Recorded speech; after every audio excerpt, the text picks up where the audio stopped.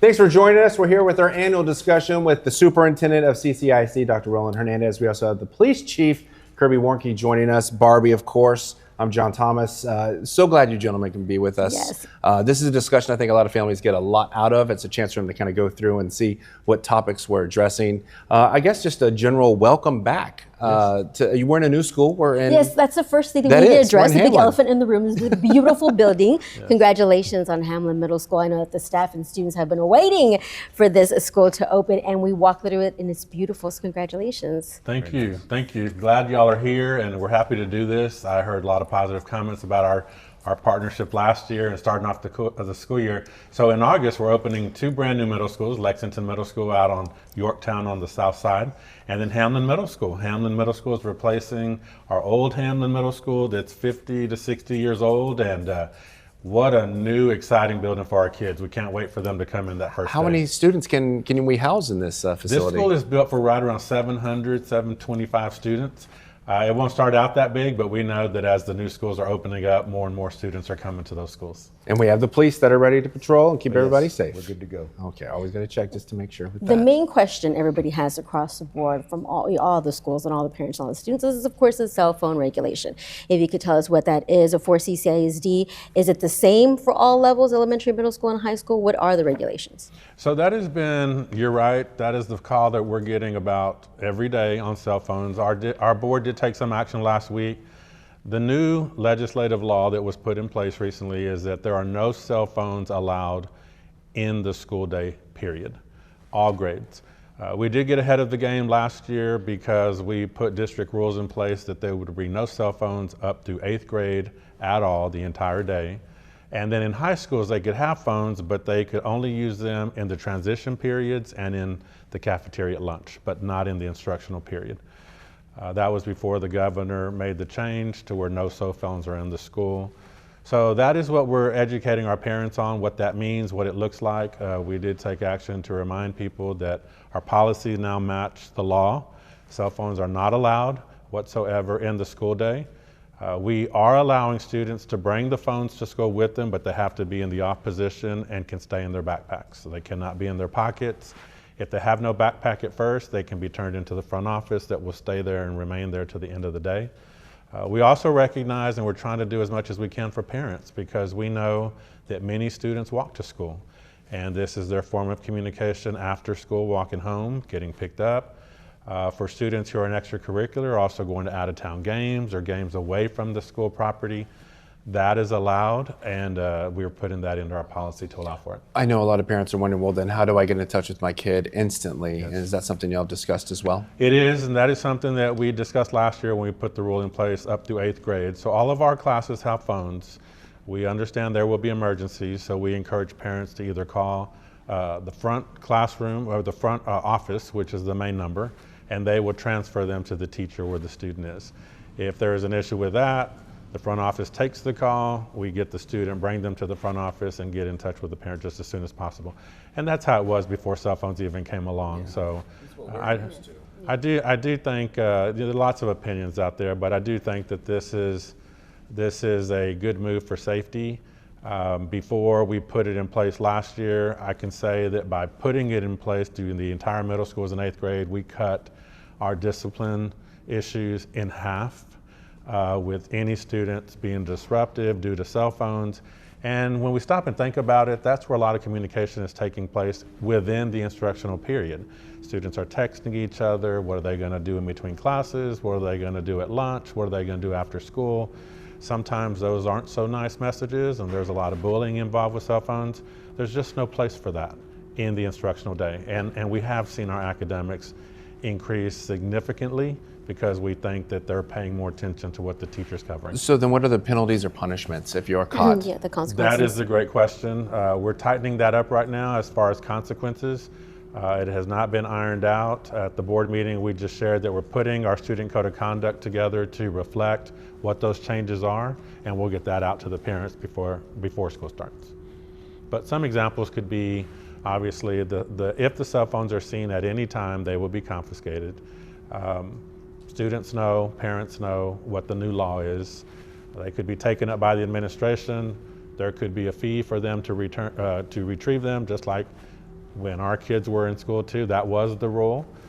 There could also be a waiting period. If a student's phone is taken up, it would have to remain in the front office maybe for 24 to 48 hours, and who would want that? You know, we have to put something in it with teeth so that students know, don't get your phones out.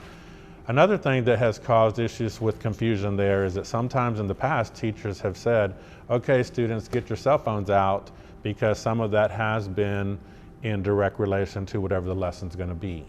Well, this year CCISD is making sure that we're going to one-to-one devices, that is not needed. They don't have to use their cell phones, they don't have to bring their own iPads. We're providing every student with that. Chromebooks, So, is that right? it is Chromebooks, any device. And the law is not just to cell phones. It's any electronic devices, smartphones, watches, and so Earbuds too, I all saw of it. that, yeah. All of it. So I'm glad you brought up Chromebooks. For the Chromebooks, I know for STAR testing, a lot of them use those Chromebooks. If a student forgets that Chromebook, there goes the test. So what are the consequences for that, or what are the regulations with the Chromebooks on that? Some kids take it home, they forget them, they don't bring them. Right, and that's going to be expected. So with other than the device that's issued to the students as their individual device, that is something they take home with them. They don't have to take it home. They could leave it at the school till they come back the next day. But we also have in-class sets. So if for some reason a student forgets theirs, there's one there for them. What we're really trying to teach them, even at the younger ages, is just the responsibility of being that they have for that device. Just like we had textbooks in our day and had to bring a book to class every day, they need to do this with this device. I know there's an insurance option there as well. Yes. Do you want to talk about safety? Want to get Let's into some do it. safety? Anything new this legislative Yes. session? We know they're in special session now, but by the time this airs, what are you tracking? What are you following? What are the rules that maybe have been updated? There hasn't been any major changes in the school policing venue, other than something small. Funding, they addressed the shortfall in funding. Of course, last session they mandated an armed person at every campus. We did that, but they did not appropriately fund it. They did this session, so they tried to address that, so we really appreciate that. But we do have an armed person at every single campus, and that is a statute, and that's something we're going to live by. We also have already rolled out our emergency operations plan. We've scheduled all of our drills throughout the school year. The appropriate administrators have that information so they can plan and be prepared. So what do you tell those parents that feel that one officer per school is not enough? Well, that's only at our primary and our middle school. At our high schools, we're going to have 4. Plus, we have a cadre of patrol. So before we had the mandate, we had a patrol division that would service the elementary campus to support them. So now we've got the armored person there, and for every 5 to 6 campuses, we've got a patrol officer. It's their job just to be in the neighborhood, just in case they need help for any number of reasons. Okay. And vaping continues to be a problem. Any new protocols on that? Well, we've been hitting vaping hard, and we're not going to let up. I know that some of the punishments have changed once those kids, if they are caught, if they're offenders, things like that, going to, we'll say Judge Joe Benavides. I know he handles some of those truancy cases, vaping cases, and I know he says he sees them around. How difficult is that to monitor in schools? I mean, to track that? And We've tried different things in CCISD, from the alert systems in the hallways to the restrooms that pick up on the vapes. The new law that if any student was caught with a vape, automatically they're sent to an alternative school setting. I think that was with good intentions, but then in reality, schools were just overloaded with how can you keep up? You know, it's just a trend that's going on inside and outside of schools, and I agree it needs to be stopped, but there are ways to do it. And so in-school suspensions has been a way that we've addressed it. The state realized we're putting too much on the schools to expect them to put all these kids in-school suspension or out-of-school suspension for vapes. All we can do is continue to educate our students and their families that it's not good for you, it shouldn't be done, keep it away from the schools, and just hope that makes a difference. From the previous year, it did help for the new law, but then I think districts across the state were overwhelmed just because of the numbers. okay. I know something that was really big this year was the additional funding for teachers, teacher retention. We've talked to you about this every single time we've sat down. You have a lot more tools in your arsenal now to, I think, be more attractive to educators. It has been helpful for the legislative session to focus on teachers. 2 years ago, we didn't have that. Districts didn't get the funding that they were supposed to get. And we know how important that is for schools, and especially CCISD with over 33,000 students and 5,500 or so employees. One, deserve everything they get and then some. So they did put that in place for teachers to get increases in their compensation, and they even divvied it out as far as district size. So the urban districts did get some, but not quite as much as the smaller districts. And that's probably because they don't have a lot of commercial property and stuff like that, property taxes, so they're helping them out. For us, I just want to commend our board. Even in tough times, our district has always focused on doing something for our teachers, but all employees. And even though that was the focus of our legislative session, was just teachers, in CCISD, we did put some packages together that every employee in the district received pay raises. Whether it was a 1%, 2%, or 3%, we just know that they all work hard, they count on it, they're putting in the effort, and they should be rewarded. So we couldn't do what we do without them, and I'm glad to see that the legislature put a lot of attention on our teachers. Is there some free pre-K in there too for teachers? There is. So, and there's important. another, I don't say it because I'm the superintendent of CCISD, but we're trying to find ways always to not just do the bare minimum of what you're required to do, but then to do more than. So there is a new law that teachers would get free pre-K if they had those age students. And in CCISD, we went above and beyond to where our employees, if they have 3 and 4-year-old children, they can get free pre-K. It is a good recruitment, it is a good retention.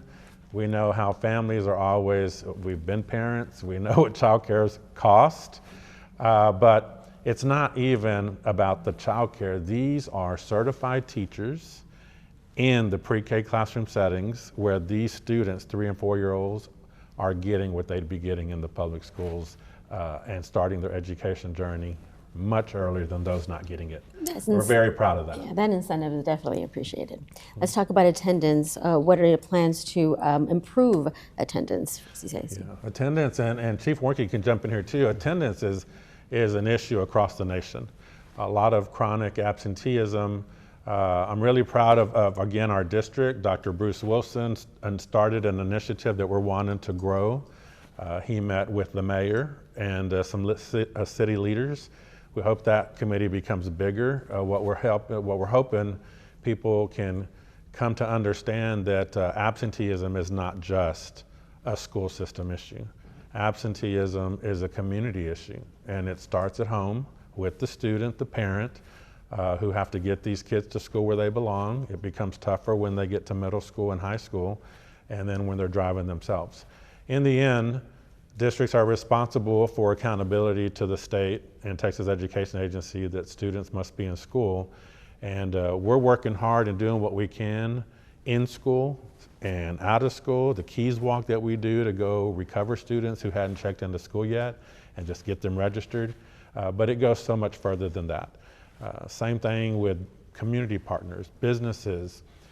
People may not realize, but a lot of kids are working out there, and I know they have to, but those are the same students who should be in school. And they're looking after family members too, if their parents working. I mean, it's not just, I'm skipping school today. Right. It's a much deeper Yes, issue. there as are you pointed out. hardships, and special thanks to a school like Coles High School.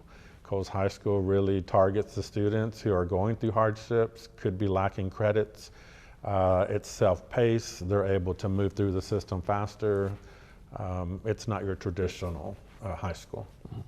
One of the questions, and I know that I'll ask kids, what do you want to ask? They always ask about bullying, because it's important to them. I think that a lot of times they're afraid to say something. When they do, they feel like nothing happens. There's no consequences. So what do you have to say to them?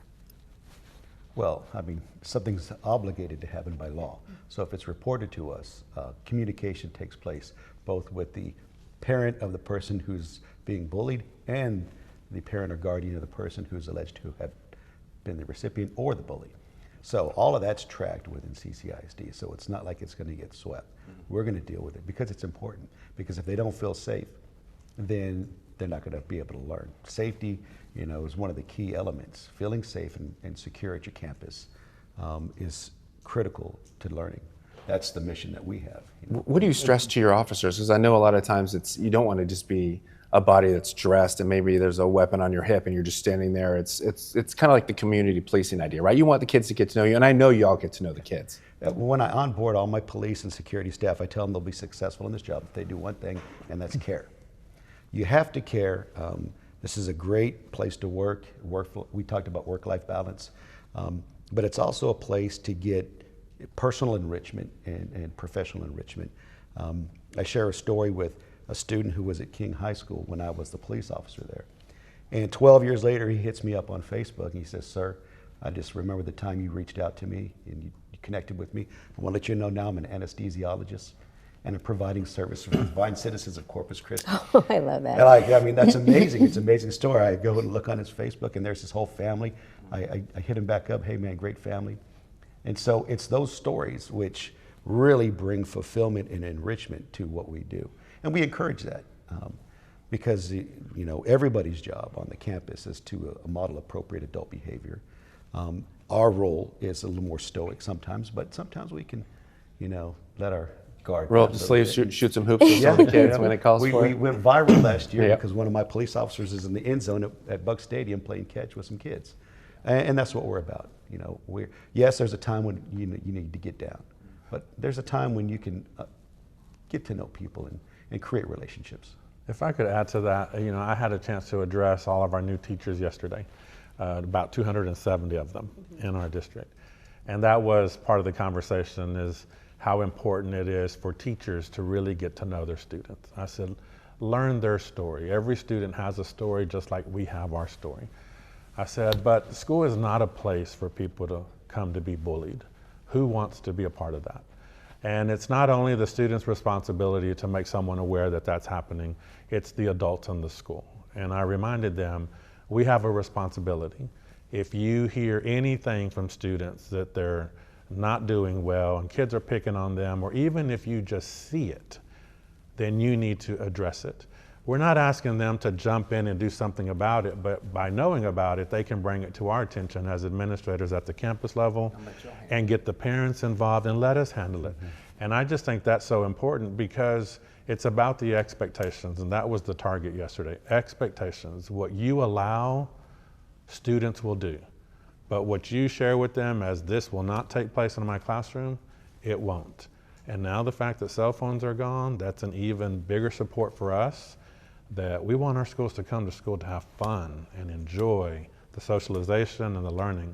And for anyone to say, I don't really want to go to school because of getting bullied, that's just not good anywhere. No. I'm glad that you brought that up, and feeling safe. When a child feels safe in school, that's the main priority. They can't learn if they don't feel safe at school. So we've never asked this question before, but it is something that has been brought up. What are the protocols if ICE were to show up at any of the CCISD schools? The protocols if they want to come in, and what are there? Are there anything set? Is there anything set for that? On the what now? ICE. If ICE were to show ICE. up, yes. Yeah, so we have not had any issues with ICE. We've had summer school running all summer, no issues. They have been really, if anything, cooperative, respectful, make us aware of anything like that's going to be going on, even in the area. And so a lot of times we'll get notifications if something's going down in the neighborhood. We'll put our schools, on security awareness and locking them down. It's not anything that's going on in the school, but it's because of things going on out there. So, and we've got a great relationship with some of the local ICE investigators, and they made it clear that they're not looking to jam up people who are they're looking for hard criminals. And I would imagine if there was a hard criminal anywhere near my school, that would be concerning. But we're not going to take, our general counsel has given us clear perspective. We're going to comply with any lawful order from a magistrate. Absent of that, then there's processes.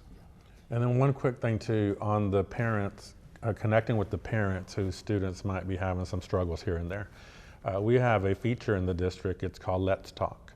And like Barbie said, a lot of times parents know their kid may be getting bullied. The kid doesn't want to tell the parent sometimes. The parents don't want to tell the teacher or the school.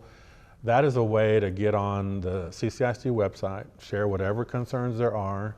They can get as specific as they want. We want to know the school. We want to know what's going on. They don't really have to tell us right now if they're afraid to get themselves involved.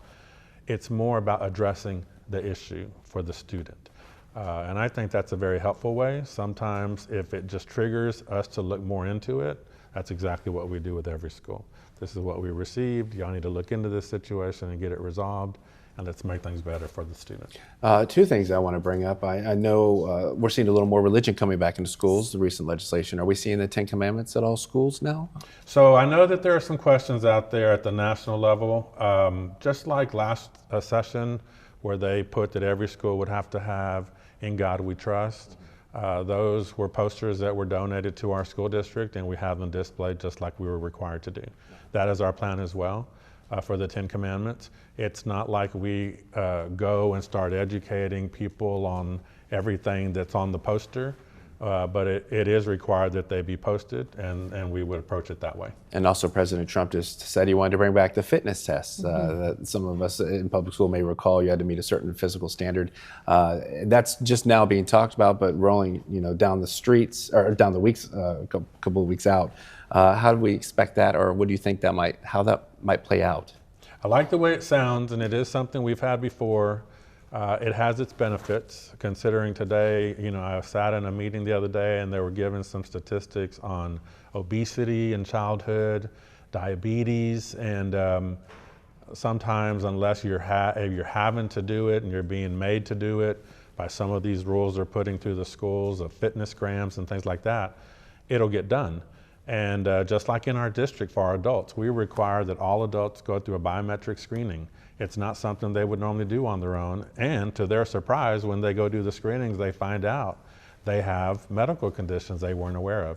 I think that that's going to help us get a little bit more involved with our students, help educate the student and the families of what they're dealing with, and it just draws more attention to it. That could be a good thing. It could be a good thing. They need to move. Put I those do phones wanna down and add, move. Yes. That I do have my presidential physical fitness patch from 1984. From Reagan era. Yes. I don't think he has one. What are you saying, I failed? No, because this is was it before your time? No. Oh, okay. I don't remember I remember that. my friends going Oh, to okay. that, but yeah. I don't remember that, but Let's it could be a good thing, yeah. Yeah, no, I mean, you always need to look after your health regardless, and this nudges people in the Yes. right direction. And that starts at nothing wrong. home. Let's talk about the CCISD Library Board. That's Yes. something I believe Yes. that came out in the news just recently. Yes. How is that going to play out? You haven't selected those board members yet, Right. but is this open for anybody that's interested in becoming a library board member? So right now, because it's so new, and I thought the stations did a really good job of educating the community. There still are some questions though on how that plays out. It's not your normal board where people can just go apply to be on. This is going to be, my understanding is, appointments from the school board members to find people to serve on this library board. Again, like the phones, people have been not quiet to think that that is a CCISD law that we've put in place ourselves, when it's a legislative change that all districts across Texas are doing that. Same thing with the library board. What I appreciate about our staff and the libraries is they've been very, very transparent and open to bring in different families and parents just to have the conversations. And this is just kind of following right in line with that. We'll do what we're required to do. Our board will appoint different members to serve on that committee. It's more just as a review and a monitoring system. It's not to push any political view on any types of books. We've not run into issues like that with our libraries across the district, even as large as we are, and we don't plan to run into that. But if it helps, which I think that's the general feeling from the legislative session, is just to get the parents more involved into the process, then we're all for that. Any cuts at the federal level, the Department of Education, rolling down to y'all, anything affecting how you operate? We're very concerned because about 2 to 3 weeks ago, we received word that those funds were going to be cut or held by President Trump at the federal level. So districts started scrambling around as to how we're going to have these programs, what are we going to do in the meantime until they get that resolved. But this week, he did put out that all the funds have been released back to the schools. So we're we're in good shape. I was gonna say, because I know of the construction, we're looking at the new school, Lexington, Hamlin, where we are right now. Just making sure, I guess some of that money helps with projects like that when you're, I mean, because I know a lot of it's also voter dependent upon bonds that help you all put the schools together, but any bit helps. Yeah, to some degree. I mean, our bonds have really been due to the support of our community, specific for buildings and renovations. And, you know, CCISD has been around a very long time. I love to say Corpus Christi ISD is the namesake of Corpus Christi. So it has been around the longest time. And then when you have high schools like Miller High School, the original Corpus Christi High School, been around a very long time. So it's those bonds that our community supports to do renovations to the school, build newer schools and replace the older schools or smaller schools to consolidate. But these are more specific to funds to do certain things. Funds for safety, funds for homeless students, funds for bilingual students. All of your title funds are for those special groups of students that you need extra funding to support because they have higher needs. And so we were thankful that that was taken care of, and especially with school starting up, we're right where we need to be. Your thoughts on, right now in the special legislative session, they're discussing STAR testing, the future of that. What would you like to see? What are you following closely?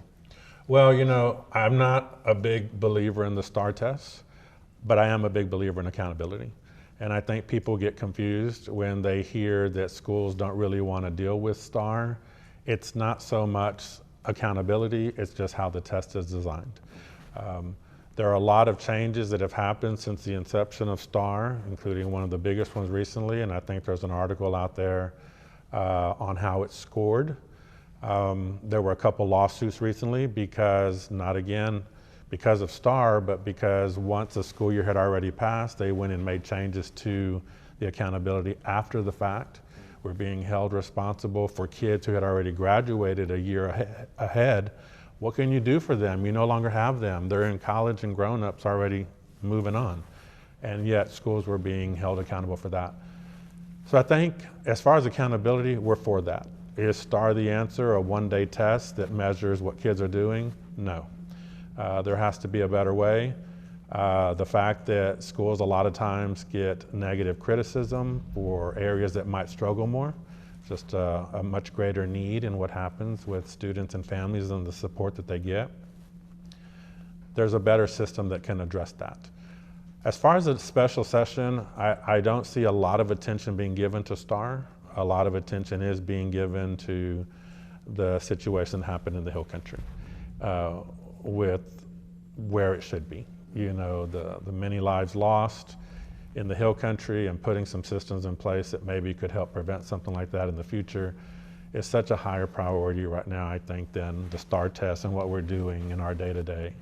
And then some lobbying bills that are there. But we're keeping close track on it, but it isn't really targeting those areas right now. With school vouchers taking effect next year, what are the concerns for CCISD? Any plans in place? Well, you know, all the districts around the state, we want kids, all of us. There was a time school districts would charge tuition for students to come into their district if they were out of district residents. Those days are gone. Now districts are just, you want to come to our district, you come on. State funding follows the student wherever they go, so it's not like they were really needing to. But enrollment is what drives funding for schools. The vouchers can present a problem in certain areas. I don't see that really being as big an issue here. Schools just have to continue to do their best, offer their best, provide the best setting for students and families to where these families want to be where they are. Yes, it's going to have an impact because families are going to choose to take advantage of those savings accounts, is how they're being labeled. And then we'll have to deal with it once it kicks in, and that's not till next school year. And we're also seeing, looking further down the road, some cuts to programs, to SNAP, food programs that'll affect kids. I believe in 2 years it'll affect the summer school feeding program. Are y'all looking to get ahead of any of that and making sure that, because I know for some of these kids, the only meal they get's the morning and noon. Yeah, I think we've been ahead of that. Certainly didn't expect that to happen, but you know, CCISD is one of the few districts that we offer free breakfast, free lunch. We do have some evening meal programs, and that's for all students. There was a day where only if you qualified that you could get these meals, but we as a district chose do it for all students. And I remember one day being at a track meet, I had a parent just walk up to me and say, I just want to thank you for the pay raise. And I'm like, oh, are you one of our employees? And they're like, no, but you are offering my 4 kids free breakfast and lunch every day, and I don't have to pay that. I didn't think about that. I love it. So yeah, and so, you know, for the families, again, we have a wonderful student transition program for the homeless, but it includes all of the families who might be struggling. It's amazing. I hope someday y'all go by there. It's on our Old Cunningham campus. They have departments where one section is all groceries, clothing is another section, school supplies is another section, toiletries is another section. Their operation is outstanding, and that's for our families who need it the most. I love that. And I see all these different back to school, free giveaways, supply giveaways. We have Operation Safe Return with CCPD. I would imagine all those help too, especially the teachers in the classroom, not having to worry about, are my kids coming in with the right tools to succeed? Right. We recently had our United Way HEB supply our students event. The next day was our Lead First back to school health fair at Miller High School. When I arrived, before the door even opened, the line was at the door to entry, circling around the cemetery over to Buck Stadium, and everything was free. Physicals were offered, immunizations were offered, eye exams were offered. They could get backpacks that were fully supplied with supplies. This community is amazing, and that is for the families out there from any district, you know, from any district. And I just would encourage families, take advantage of that, because one, you know, the families that had 3 and 4 kids, that was one for each kid. You know, and physicals for athletics, if you have multiple kids, can cost money. I just have to applaud the CCPD, our district police, the city, and everyone trying to help in ways that school starts up. One thing about our community always steps up for each other. Your message for CCISD staff, parents, and students as they're getting ready for their first day of school? Exciting. We're ready for our students to come on August 11th. We know at this time of year, lots of anxiety, maybe a little fear, especially for our younger ones. Our parents actually have a harder time than the younger ones going into school. But the kids are in good hands. We have great teachers and staff. We want to make sure that we're giving them a safe environment. We want to express, especially since our big initiative has been capturing kids' hearts for the past several years. And you know, what we started out with a few national schools, demonstration schools, we're up to 30 plus schools of Capturing Kids' Hearts award winners. And that is just about connecting with the kid, making them feel loved and supported, and we just have to continue to push that through our system. Don't hesitate. Any questions, we're here. Our district website, ccisd.us, has a lot of frequently asked question documents, what to expect, bus routes. Be a little patient in some case, because that first day of school, new families are learning the traffic flow. And the school zones as well. Yes. And the school zones. Yeah. Your message That's to them, yes. He just stole the message, because that's the message. Everybody's excited. I like the fact that you mentioned the first day of school. I loved the first day of school, and now I get to enjoy it. I've enjoyed it for 28 years in my career here at CCISD. But everyone needs to be patient. Yeah. He hit all the buttons right there. Be patient, understand that there's some new parents there, or some people who don't quite remember how it was last year. And a lot of construction. Yeah. Yes. There's a lot of road construction. Be very patient. Yeah. We like the roads when they're finished. Yes. Sometimes they're not as patient as we want to be while That's they're right. fixing them. Well, gentlemen, thank you so very much Thank for taking you. time out of your busy schedule. I know the week leading up to is always a busy one, and lots of things to be done before all the kids show up in the hallways and classrooms. But on behalf of KIII, thank you Absolutely. so very much, guys. Yes, thank you for opening the doors of this brand new, amazing Hamlin Middle School. Congratulations once again.